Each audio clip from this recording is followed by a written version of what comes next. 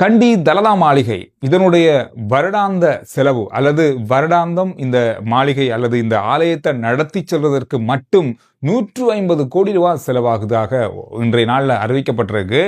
இந்த செலவுகள் எல்லாமே அந்த ஆலயத்தால் வார வருமானத்தை வைத்தான் கொண்டு போக வேண்டியிருக்கு. அதனால இந்த ஆலயத்தை நடத்தி செல்வதாக இருந்தால் ஒரு நாளைக்கு 5 மில்லியன் 50 லட்சம் ரூபாய் வருமானம் தேவைப்படுகிறது. ஆனால் அந்த வருமானம் இப்போ வரல. அதனால இந்த வருஷத்துல ஆலயத்தை நடத்தி செல்வது அப்படின்றது ஒரு பாரிய சவாலாக இருக்கும் அப்படின்னு சொல்லப்படுது. இதற்கான செலவுகள் அதிகமாக இருப்பதன் காரணமாக ஒரு வருஷத்துல 150 கோடி ரூபாய் செலவாகுது அப்படின்றது பெரிய அளவான ஒரு தொகை.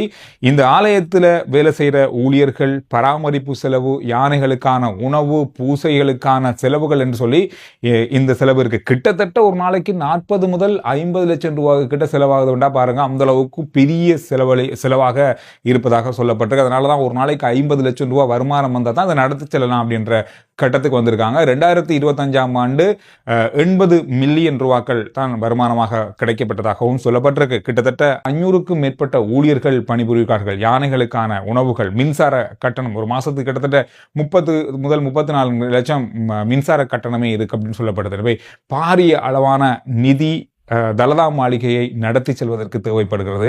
இன்றைய நாளில் இந்த தகவல் வெளியாக இருக்கு.